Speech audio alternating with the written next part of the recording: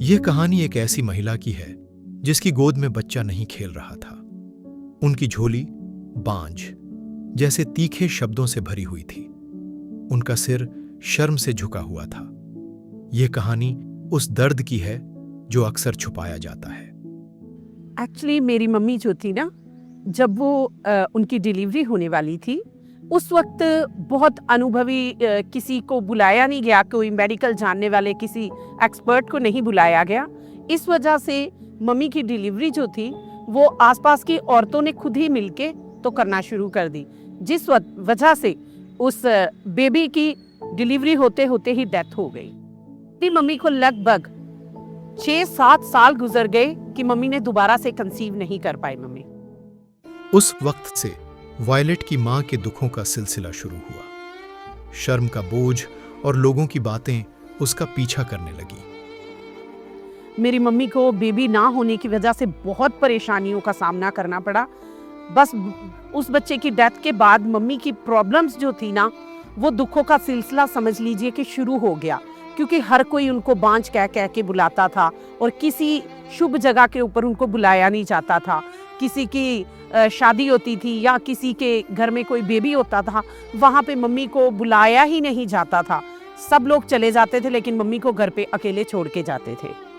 वक्त बीता, ससुराल का सब्र टूटा और उन्होंने रिश्ता तोड़कर दूसरी शादी का फैसला कर लिया। जब हर रास्ता बंद लगा, मार्था को एक प्रार्थना सभा के बारे में पता चला और उन्होंने एक आखिरी उम्मीद की ओर कदम बढ़ाया, जहां उन्होंने एक और औरत की कहानी सुनी जो सालों तक मां नहीं बन पाई थी।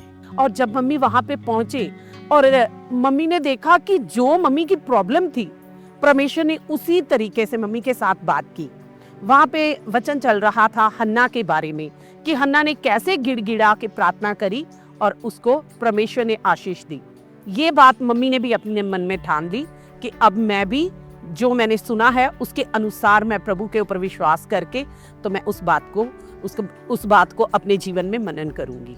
परमेश्वर के साथ ये वादा किया कि अब जैसा वचन मैंने सुना है, जैसे हन्ना ने अपने बेटे को प्रभु के भवन में दे दिया था, इसी तरह से परमेश्वर मुझे बेटा दे या बेटी दे, जो भी औलाद परमेश्वर मुझे देगा, मैं भी उसे प्रभु के प्रति समर्पित कर दूंगी। ससुराल वालों को यकीन ही नहीं हुआ कि वह गर्भ से है और उसे घर से निकालकर मायके भेज दिया गया। मेरी नानी जो थी, मेरी नानी ने मेरी मम्मी को देखते ही पहचान लिया कि ये प्रेग्नेंट है।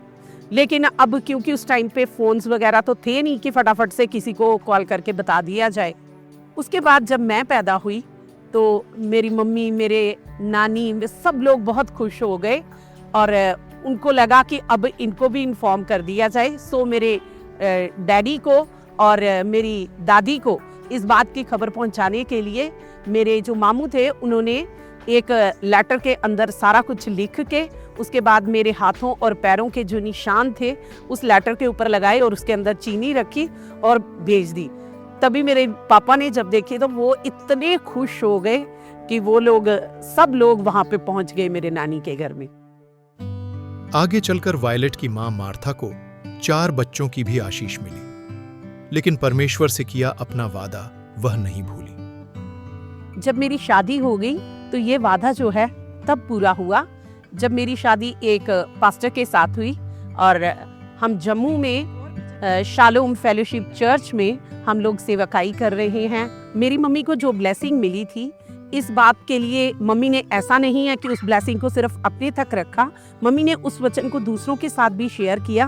परमेश्वर उनको सचमुच में आशीष देता था।